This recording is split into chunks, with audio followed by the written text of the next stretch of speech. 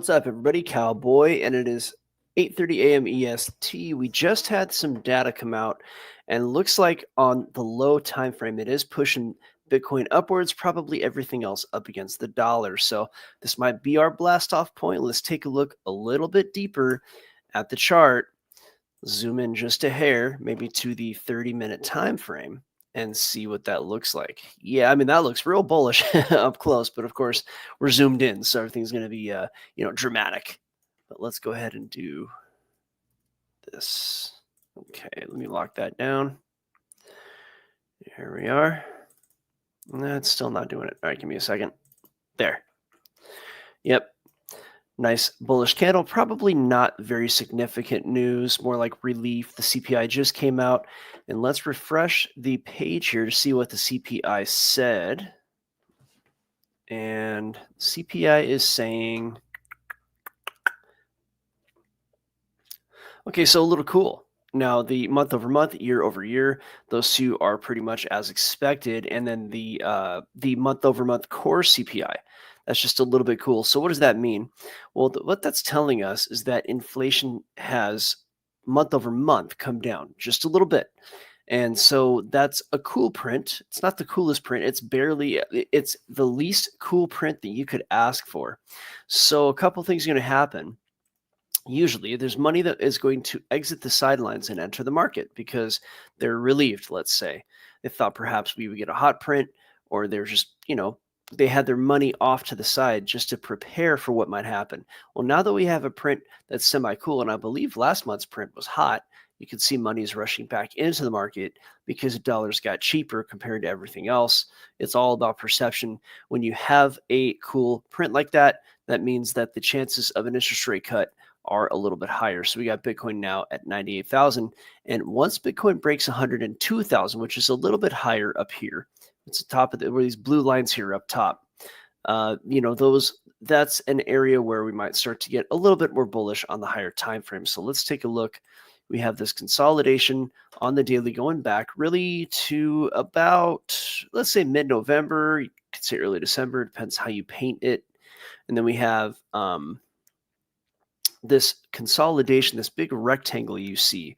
If price can convincingly break above 102 area, might have to be a little bit higher, maybe 103, and then approach 108. Once it starts to approach 108, that's going to look like we are now out of the I don't want to say out of the woods, but like let's just say at the edge of the woods, right? And then as long as price starts to really, really challenge and test 108, that's when we know with Bitcoin that there's a decent chance that we are now starting to head back up. Okay, so that's the way that it looks right now. And the CPI print is what a lot of markets were waiting for. If I go over to Solana, we can see it's pumping up, right? And a lot of my predictions didn't really go past today, like I talked about on Sunday's video. Waiting for that CPI. We don't know what it's going to be, and therefore I didn't want to forecast past today. So we'll go ahead and revisit this. Yeah, see, look at that. Pushing up now, right? Not even following what it wanted to do because now CPI has been a cool print. Everything against the dollar is going to go up. We got the GBP USD, right? Same thing. Going to push up against the dollar. USD, JPY. I did think that would break down just naturally based on the charts. So that was something that was based on algos, and that appears to be what's going on. ES1, now this may head up. It may or may not. The higher time frame on the ES1 actually is still bearish last I checked. Yep, still bearish. So we might get a little bit of a boost today, but then it might still want to head down, and that's just the most likely place for it to head down.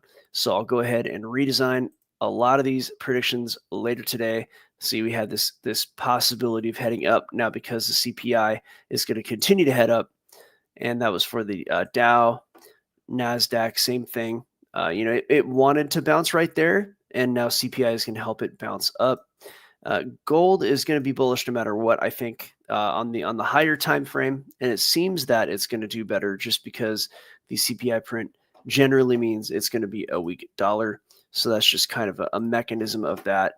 And silver probably looks similar. Yeah, see just a little bit of a pop-up on silver. So that is pretty much what we're looking at.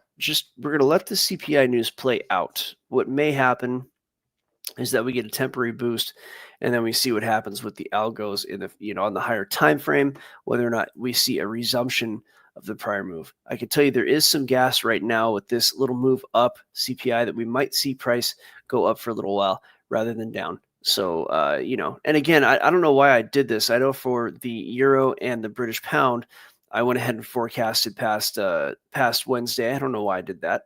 I know I certainly didn't trade it, and like I said on the video, whatever I draw doesn't matter after Wednesday, so I'll probably end up just redoing those at any rate. So that was the continued disclaimer on Sunday's videos. Whatever I draw almost doesn't matter. Got to see what CPI does. So we'll take a look at that and redo that later today.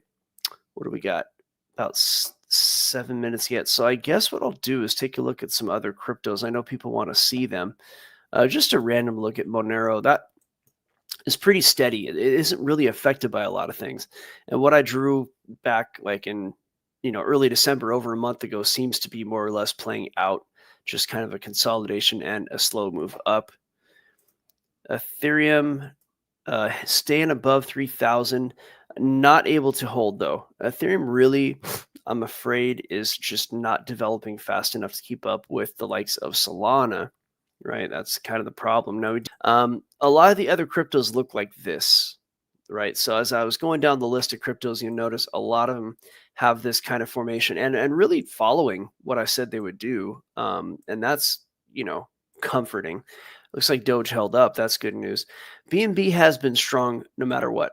It's one of the strongest coins that I've seen, one of the strongest charts I've seen. It didn't really get affected by a lot of what's gone on over the past 6 months. It has just stayed up. BNB, man, that's the Binance coin. Just strong. Doesn't care. Love it. DYDX, just kind of, going sideways until it doesn't. And that's what you're going to see with a lot of cryptos. So a lot of charts looked at today, and I'm pretty darn good at figuring out what's going to happen. Again, I didn't want to do any predictions past today on a lot of these charts because of the CPI, and now we see that the CPI data is pushing Bitcoin up, and it's already up today today at 98,500. So I will start to be interested in grabbing longs. I might scalp on the way up. I might take little trades on the way up, but once price breaks 102 and stays above that for half a day, once a 3-hour or 4-hour candle closes above 102, I'll be looking to possibly take a long trade up to 108 if the algos allow. Now, the market right now, it's a little slow. It's actually speeding up a bit. It's been a little bit slow, though, especially going back to, Christmas, January. You just don't get a lot of price action there. So with that said, it's really hard to say what's going to happen. I'm going to erase this prediction for now because I want to see how the CPI plays out. But I am going to draw what might happen here. I think you'll see price kind of maybe pull one of these. We'll see about it. It might happen way, way more quickly than that. But I don't know if we're ready for Bitcoin to break out. And it's going to happen when it happens. It could just as easily just go straight up and break out. I mean, that's a distinct possibility at this time in the market where you just get a breakout. So, don't sleep on it. Watch out for that. And I do think that the top is going to be anywhere from 120 to 160. And I think a likely top is going to be between 140 and 160 for Bitcoin. That's 140 and 160,000. But, I don't play that game. I have algos and indicators and things that are going to tell me, but basically a price action more than anything else that's going to tell me that I think the top is in, and I think we'll see that anytime between now and 6 months from now. So we're going to head over to the private live lab.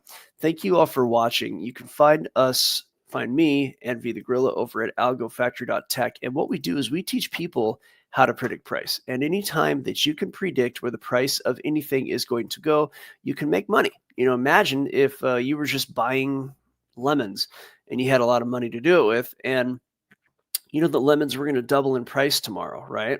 Well, if that's the case, then you take $1,000 and you buy lemons with it. And then when they double in price, then you will be able to sell them for twice as much the next day, right? That's how that works. So, stop that noise here. So yeah, that's how that works. And we teach people to predict with a certain degree of probabilistic success, right? Like you'll be successful a certain amount of the time. We teach you how to predict where price goes and extract money. This is what we do. AlgoFactory.tech. Come learn how to trade like a hedge fund pro, and we will see you tomorrow morning. Thanks for watching. Never forget. Join us or die.